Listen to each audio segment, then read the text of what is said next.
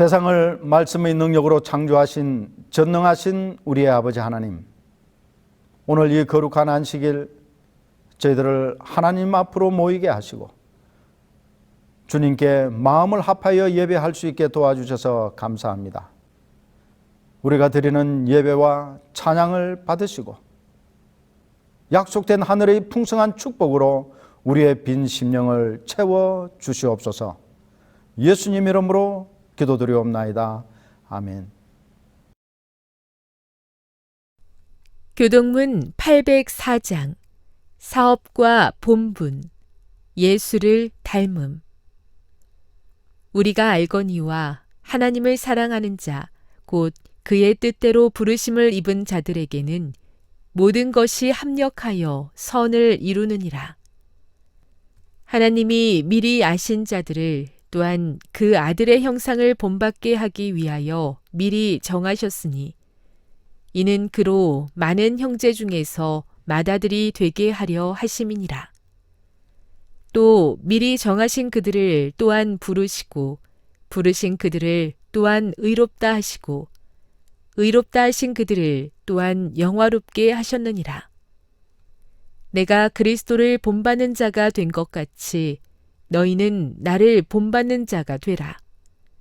우리가 다 수건을 벗은 얼굴로 거울을 보는 것 같이 주의 영광을 보매 그와 같은 형상으로 변화하여 영광에서 영광에 이르니 곧 주의 영으로 말미암음이니라.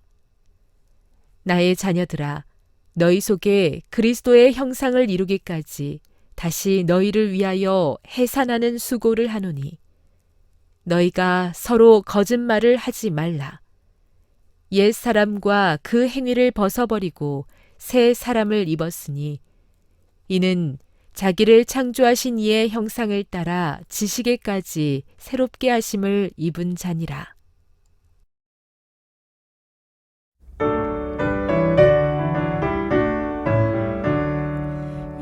여호와의 보좌 앞에 나라들 경배하여라.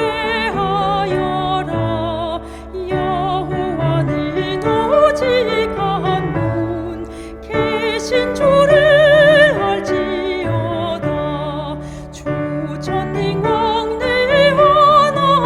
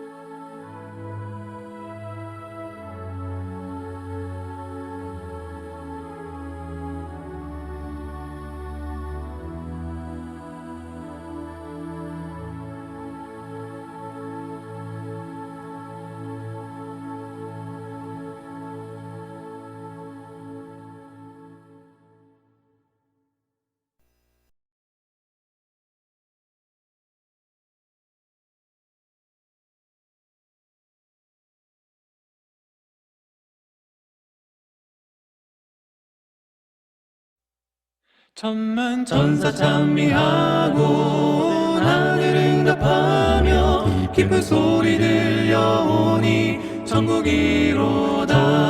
천만 천사 찬미하고 하늘 응답하며 기쁜 소리 들려오니 천국이로다. 천국 천사 찬미하고 하늘 응답하며 기쁜 소리 들려오니 천국이로다. 천국에 살겠네. 영원히 살겠네. 천국에 살겠네. 영원히 살겠네. 천국에 살겠네. 주와 함께 길이 살겠네.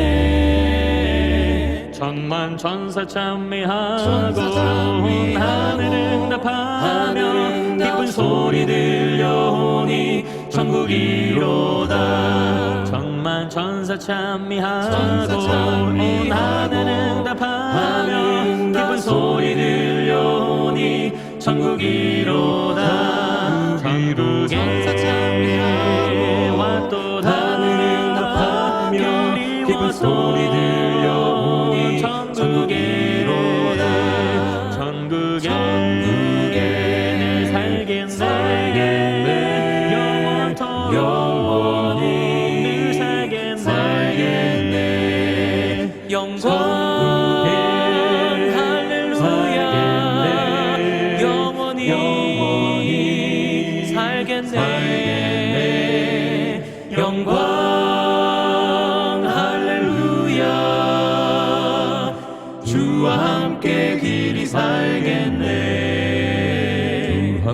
주와 함께 길이 살겠네. 주와 함께 길이 살겠네. 살겠네.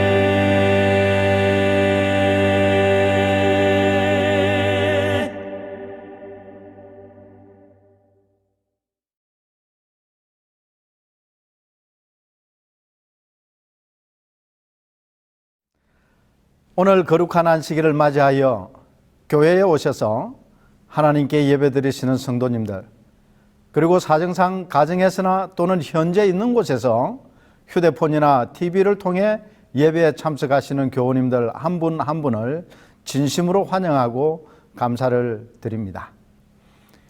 늘 예배일이나 안식일에 교회에 오시는 성도님들의 모습을 보면 참 정성을 많이 들이고 교회에 오셨구나라는 생각을 하게 됩니다. 어떤 옷을 입을지를 고르고, 또 화장을 하는데 시간이 많이 들고, 머리를 만지는데 또 시간이 듭니다. 그렇게 해서 모두 멋지고 아주 예쁜 모습을 하고 이곳에 오셨습니다. 왜 바쁜 중에도 그렇게 시간과 정성을 들여서 치장을 하고 꾸미십니까? 그것은 바로 아마 교회에 오시기 때문일 것입니다. 여러분 혹시 집에 혼자 있을 때 지금 모습 그대로 하고 계시는 분이 있습니까? 아마도 없을 것입니다. 집에 나 혼자 있을 때는 가장 편하고 자유롭게 있기를 원할 것입니다. 그렇기 때문에 보여주는 나의 모습과 나의 본래의 모습은 다를 수밖에 없어요. 이것은 우리의 외모에 관한 것뿐만 아니라 내면의 모습도 별 다르지 않을 것이라 생각합니다. 보여주는 나의 모습과 나의 본래의 모습은 어쩌면 전혀 다를 수 있습니다. 지킬 박사와 하이드라는 유명한 소설을 아시리라 생각합니다. 영국의 소설가 로버트 루이스 스티븐슨이 1886년에 발표한 단편 소설입니다. 이 소설은 이중인격이라는 소재를 쓴 작품 가운데 가장 유명합니다.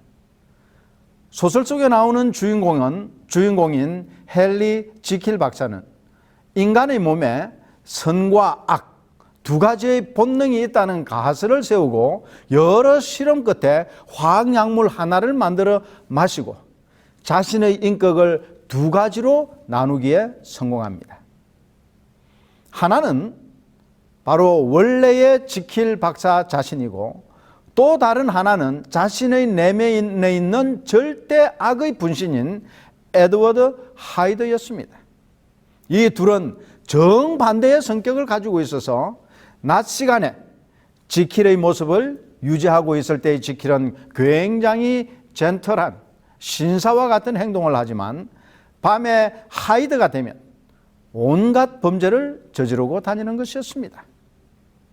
이 실험의 성공에 고무되어 지킬 박사는 더욱 많은 약물을 만들어 마셔서 자주 하이드로 변신하지만, 시간이 지날수록 내면의 하이드를 더욱더 통제할 수 없게 되고, 마침내 지킬 박사의 인격과 마음까지 잃어버리고 그냥 사악한 하이드가 되어버렸어. 지킬 박사는 마지막 약물의 힘으로 참회록을 쓴 후 스스로 생을 마감한다는 그런 내용입니다. 이 소설은 출간되고 6개월 만에 영국에서만 4만 부가 판매되었고, 빅토리아 여왕도 읽었을 만큼 폭발적인 반응을 얻었는데, 그 이유는 아무리 선한 인간이라도 그 내면에는 악이 존재하고, 악한 인간이라도 내면에는 선이 존재한다는 인간 본질의 이중성 문제를 다루었다는 점에서였습니다.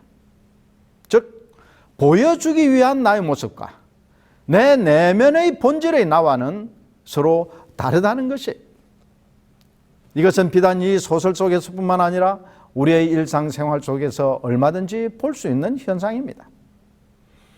이 지킬 박사는 약을 먹어야만 하이드로 바뀌지만, 오늘날 이 시대를 살아가는 우리는 약 없이도 얼마나 쉽게 악한 모습, 선한 모습으로 바뀌어지는지 모릅니다. 어느 목사님이 교인들을 방문하는 중 한 집사님의 가정을 방문했습니다. 그 집사님은 자기가 가지고 있는 문제와 고민을 목사님께 이야기했습니다. 그것은 무엇인가 하면 자기가 매일 성경 말씀을 묵상하고 기도도 열심히 하고 교회 봉사도 빠지지 않고 참여하고 다른 사람들에게 복음을 전하는 일에도 열심히 하고 있다고 말했어요. 그런데도 정작 자신의 말과 행동과 인격은 변한 것이 하나도 없고, 가족들이나 가까운 사람들과 이야기할 때 자신도 모르게 상스러운 소리가 거침없이 나온다는 그러한 고민이었습니다. 그러자 그 목사님이 그 교우님에게 말했습니다. 좋아요. 그러면 한번 해보세요. 어떤 욕을 하시는지 듣고 싶네요. 그러자 그 집사님이 손을 내주면서 아니, 아주 당황하면서 안 됩니다. 저는 절대로 안 됩니다. 아니, 그냥 평소처럼 제가 목사가 아니고 가까운 친구라고 생각하고 얘기해 보세요.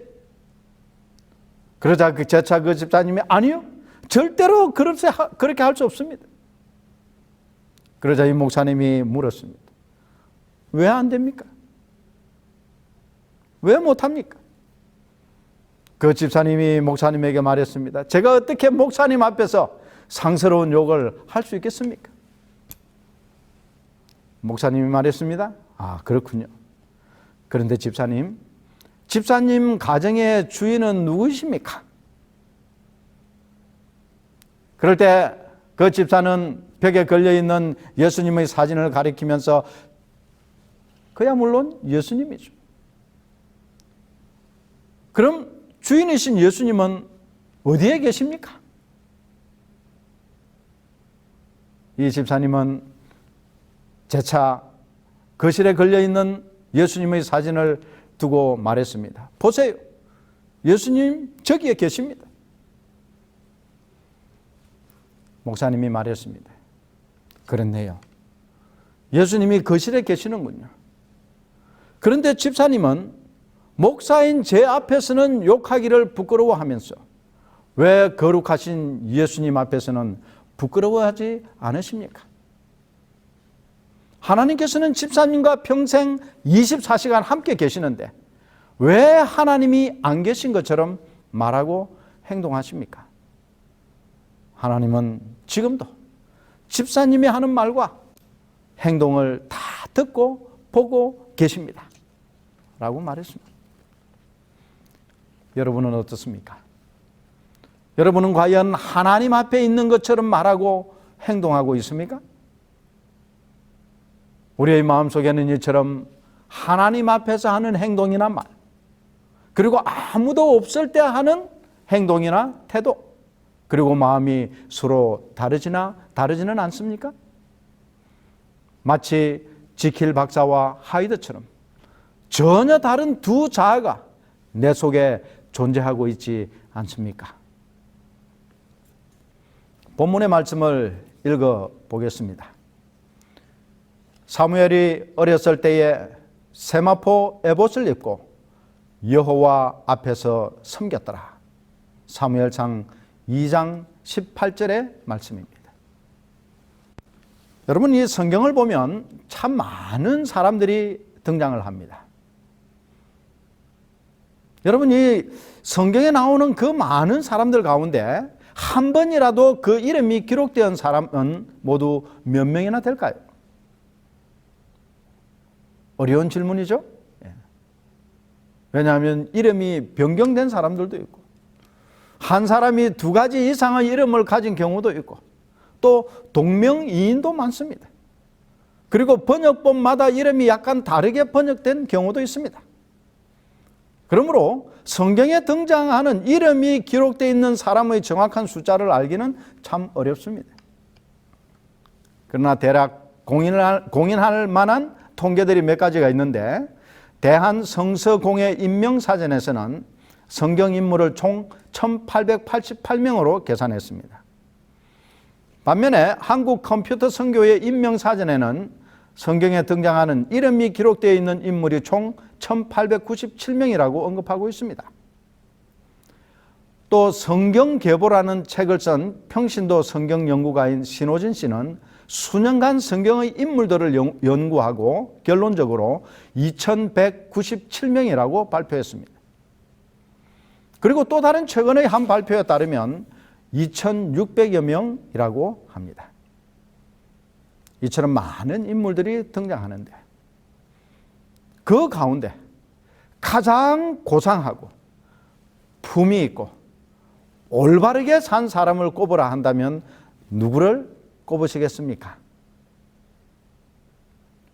저는 개인적으로 사무엘을 꼽겠습니다.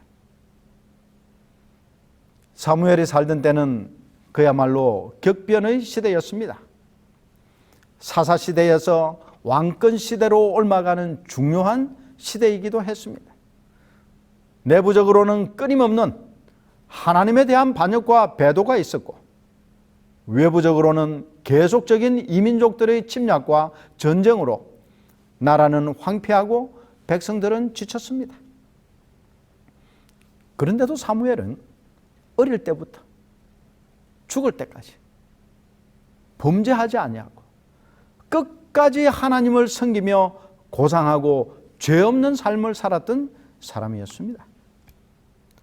사사로서, 또 선지자로서, 그리고 제사장으로서 삼중 직분을 수행하면서 충성된 하나님의 사람으로 살았기 때문에 가장 위대한 성경의 인물이 아닌가 생각합니다.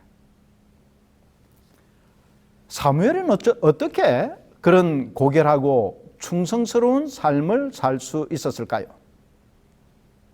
오늘 본문의 말씀에 그 비결이 있습니다. 그것은 다름 아닌 여호와 앞에서, 즉 하나님 앞에서가 바로 그 질문에 대한 답입니다. 사무엘은 어려서부터 하나님 앞에서 사는 삶을 살았습니다.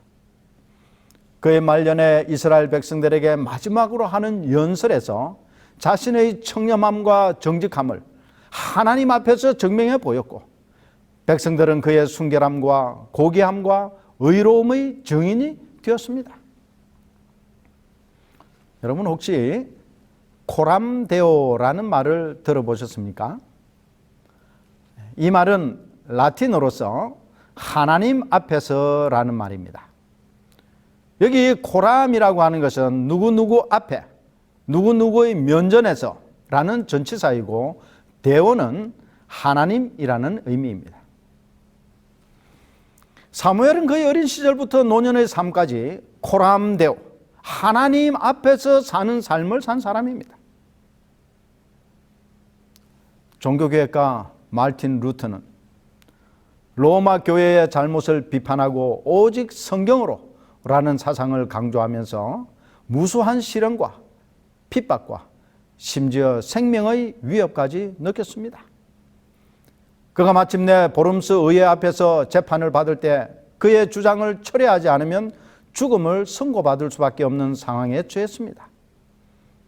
그러나 그는 하늘을 바라보며 담대히 말했습니다.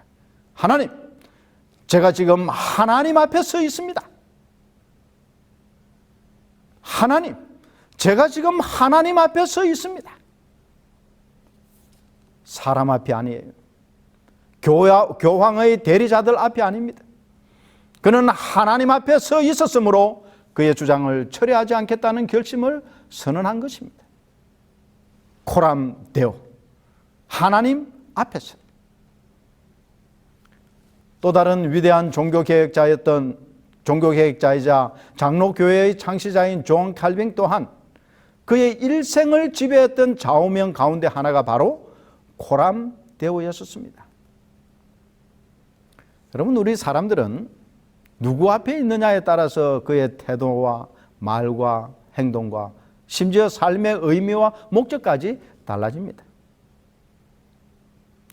우리가 사람 앞에, 그것을 라틴어로는 코람 호모라고 합니다. 그리고 세상 앞에서, 이것 역시 라틴어로 코람 문도라고 합니다.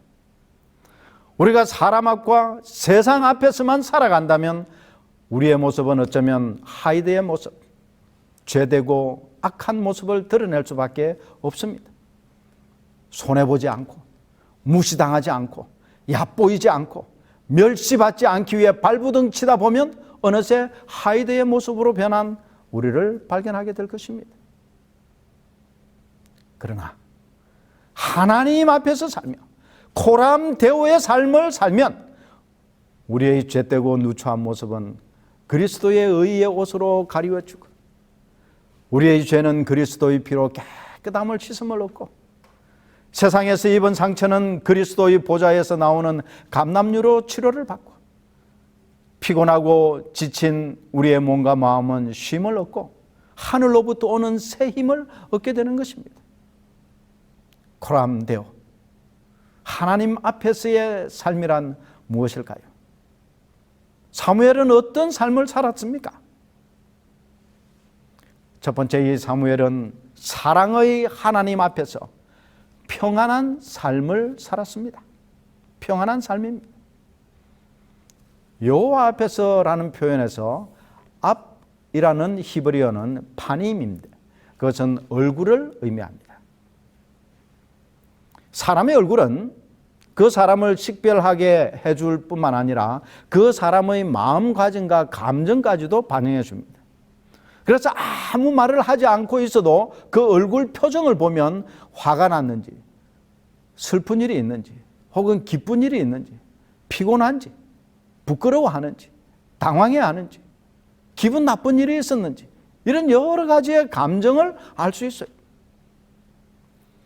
성경은 하나님을 어떻게 정의하고 있습니까? 요한일서 4장 8절에 보면 하나님은 사랑이시다 라고 말하고 있습니다. 사무엘은 어렸을 때부터 사랑의 하나님의 얼굴을 보면서 자랐습니다. 이 얼마나 사랑스러운 모습을, 사무엘은 사랑스러운 모습으로 이 사무엘을 보셨을까요? 저는 아직 손주가 없습니다. 그래서 그런지 이 아파트 놀이터나 엘리베이터 안 또는 지나가다가 어린아이들을 보면 얼마나 예쁜지 몰라요. 이 비록 남의 아이지만은 가서 머리도 쓰다듬어 주고 사탕이라도 주고 또 보호자가 허락한다면 이렇게 안아보고 싶기도 해요. 이 아이들을 보기만 해도 기분이 좋습니다. 그 아이들을 사랑스러운 모습으로 바라보면 얼굴 표정이 어떨까요? 화를 난 표정, 또 아니면 위협하는 그런 표정이 될까요? 아니에요. 여러분, 어린아이들이 자기를 바라보는 따뜻하고 사랑스러운 부모님, 그런 모습의 부모님의 얼굴을 보고 자라면 얼마나 정서적으로 안정되고 행복한 아이로 자라갈 수 있겠습니까? 하나님은 당신의 자녀를 향한 사랑의 시선을 결코 거두시지 않으십니다. 그 붙잡은 당신의 자녀의 손을 결코 놓지 않으십니다. 사무엘은 어린 시절부터 부모님을 떠났지만 하나님의 사랑을 받으며 성장했고, 하나님 앞에서의 삶은 육신의 부모님 앞에서 사는 것보다 더 행복하고 평안하고 안정적이었던 것임을 우리는 알 수 있습니다. 사랑의 하나님 앞에서 평안한 삶을 살았습니다.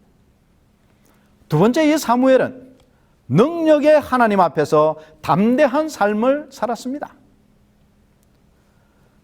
제가 군대 생활을 할 때 훈련만 1년 가까이 받았습니다. 하사관 학교에서 약 4, 5개월을 훈련을 받고, 그리고 바로 광주에 있는 상무대로 가서 거기 있는 기갑학교에서 약 6개월간의 고된 훈련을 받았습니다. 정말 많은 훈련을 받았어요. 그래서 체력도 굉장히 강해졌고, 훈련이 모두 끝나고 이제 자대를 배치받기 전에 휴가를 갔습니다. 휴가를 가기 위해서 이제 광주 고속버스 터미널 갔습니다. 우리 동료 몇 사람들과 함께 갔어요. 그런데 그 터미널 안에 불량배 같이 보이는 젊은 사람 몇 명이서 터미널 한복판에 앉아서 떠들고 있었습니다. 사람들은 그들 주변에 가까이 가지 않으려는 듯 이렇게 빙 둘러갔어요. 그래서 저와 같이 휴가를 가기 위해 나왔던 동료들이 그 당시에는 저희 기갑은 일반 군인들이 입는 군복이 아닌 얼룩무늬 군복과 그 다음에 얼룩 베레모를 쓰고 있었습니다. 거기에 대한 제복에 대한 자부심이 굉장히 강했어요. 그리고 막 이제 훈련을 마치고 나왔기 때문에 그야말로 세상에 무서울 게 없었습니다. 그래서 그 젊은이들에게 갔습니다. 가서 여기 공공장소인데 좀 조용히 하고, 사람들 다니는데 이렇게 한복판에 둘러앉아 있으면 불편하니 다른 쪽에 가서 이야기를 좀 하라고 했습니다. 그들은 우리의 위아래를 이렇게 훑어보더니만 죄송합니다 하면서 슬그머니 자리를 옮겼어요. 기갑학교에서 훈련받고 나오니 참 용기가 하늘을 찌를 듯 했습니다. 여러분, 사무엘은 일생을 하나님 앞에서 산 사람이었습니다. 그는 하나님의 능력을 목격했고 하나님의 능력이 자신의 능력됨을 경험했습니다. 이스라엘 백성들이 사무엘의 노년에 이르러 아주 배은망덕한 요구를 하는데 그것은 곧 왕을 세워달라는 것이었습니다. 지금까지 이스라엘은 사사들을 통해 하나님께서 직접 통치하시는 신정정치 형태였습니다. 그런데 이제 이 하나님께서 사사들을 세워서 통치하는 것을 반대하고 왕을 세워달라고 백성들이 요구했습니다. 사사였던 사무엘로서는 황당하고 하나님을 향한 도전으로 여겼을지 모릅니다. 민심이 그렇게 흘러가고 있는데 거스르기가 쉽지 않습니다. 그러나 이 사무엘은 담대하게 왕을 요구하는 백성들 앞에서 조금도 두려움 없이 왕을 달라고 하는 그들의 요구가 하나님을 배반하는 행위이고 이제라도 그것에 대해 회개하라고 촉구했습니다. 그런데 하나님께서는 이 사무엘에게 백성들의 요구를 들어주라고 하셨어요. 그래서 사울이 초대왕으로 세움을 입었습니다. 이제 사울은 떠오르는 태양이고 사무엘은 지는 해임에도 불구하고 백성들과 사울 왕에게 직접적으로 말했습니다. 너희가 만일 여호와의 목소리를 듣지 아니하고 여호와의 명령을 거역하면 여호와의 손이 너희의 조상들을 치신 것 같이 너희를 치실 것이라. 세상은 참 험하고 위기와 역경은 수시로 파도처럼 밀려옵니다. 그러나 어떤 상황 가운데서도 우리가 하나님 앞에서 살면 담대하고 두려움 없이 역경을 헤쳐나갈 수 있습니다. 여러분과 제가 하나님 앞에서 사는 사람, 코람데오의 사람이 되어 담대한 믿음의 삶으로 승리하게 되시기를 간절히 바랍니다. 세 번째, 사무엘은 공의로운 하나님 앞에서 정직한 삶을 살았습니다. 하나님 앞에서 자라고 평생을 보냈던 사무엘은 하나님의 공의로움을 익히 알았습니다. 무한한 사랑으로 그분의 백성을 돌보시는 하나님이시지만 그들의 죄와 잘못을 결코 묵과하거나 모른 척하지 않았습니다. 대충 적당히 지적하고 지나치시지도 않았습니다. 그들의 잘못이 무엇인지 정확하게 지적하고 개선을 요구하고 그리고 그들의 잘못에 대한 적절한 징계를 하시는 하나님이심을 사무엘은 경험을 통해 알았습니다. 그렇기 때문에 하나님의 얼굴을 보며 사는 사람, 하나님 앞에 사는 코람데오의 삶을 사는 사람은 정직할 수밖에 없어요. 왜냐하면 우리의 아주 사소한 행동이나 말, 심지어 마음의 생각까지도 하나님 앞에 드러나지 않는 것이 없기 때문입니다. 사무엘은 당시에 사사요, 제사장이요, 선지자로서 절대 권력을 가지고 있었지만 그의 평생 정직한 삶을 살았습니다. 왜냐하면 그는 공의를 행하시는 하나님 앞에 있었기 때문입니다. 그는 이스라엘 백성들에게 이와 같이 담대하게 묻습니다. 내가 여기 있나니 여호와 앞과 그의 기름 부음을 받은 자 앞에서 내게 대하여 정언하라. 내가 누구의 소를 빼앗았느냐? 누구의 나귀를 빼앗았느냐? 누구를 속였느냐? 누구를 압제하였느냐? 내 눈을 흐리게 하는 뇌물을 누구의 손에서 받았느냐? 그리하였으면 내가 그것을 너희에게 갚으리라 하니. 사무엘상 12장 3절에 있는 말씀이에요. 참 위대한 도전입니다. 오늘날에 우리 주변에 있는 정치인들의 모습과 얼마나 대조적이고 존경할 만한 그러한 모습입니까? 이에 대한 백성들의 대답은 무엇이었습니까? 이어지는 성경절을 보면 그들이 이르되 당신이 우리를 속이지 아니하였고 압제하지 아니하였고 누구의 손에 쓰든지 아무것도 빼앗은 것이 없나이다 하니라.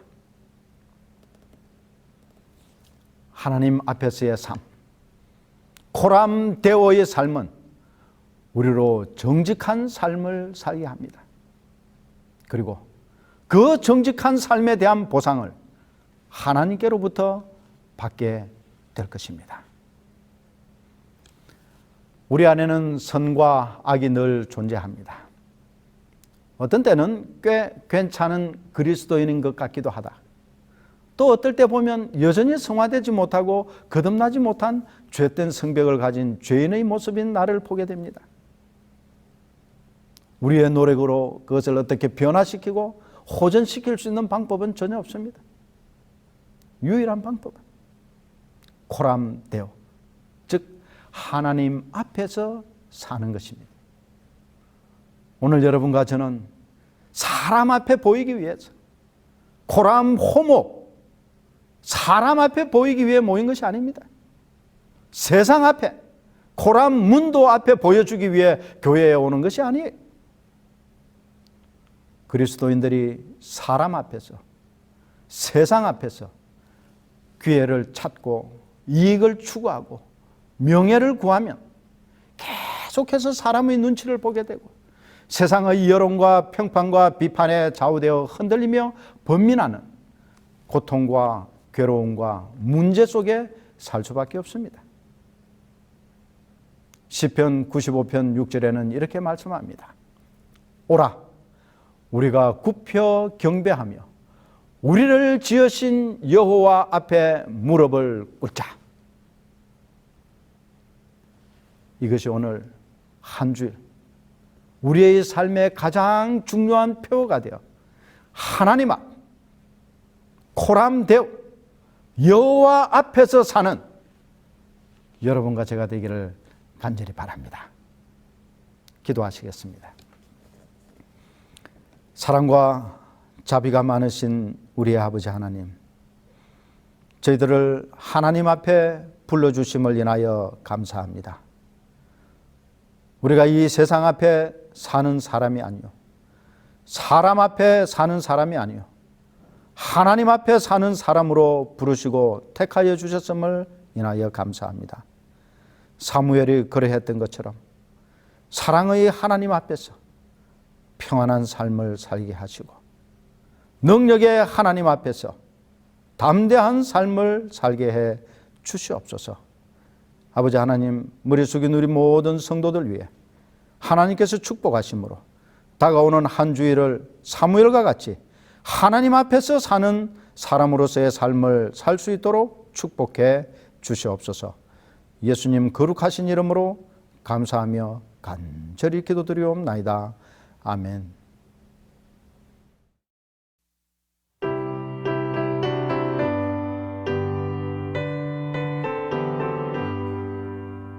너 시험을 당해 죄 범치 말고 내 용맹을 다해 곧 물리치라. 너 이길 때마다 새 힘을 얻고 주 예수만 보면 늘 승리하리. 우리 구주의 힘과 그의 위로를 빌라. 너의 인도자 예수 항상 도와주리.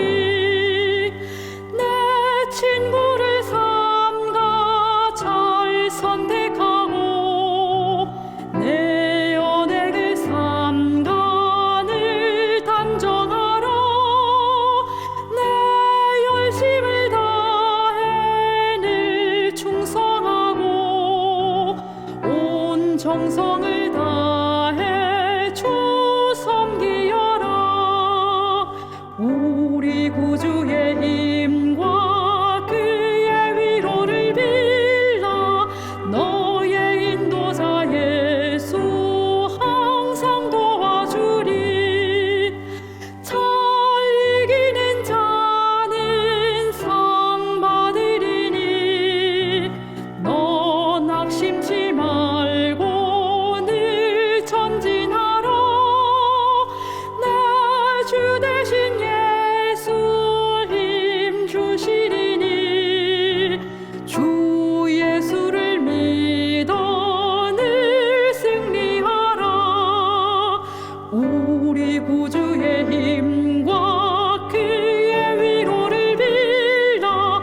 너의 인도자 예수 항상 도와주리.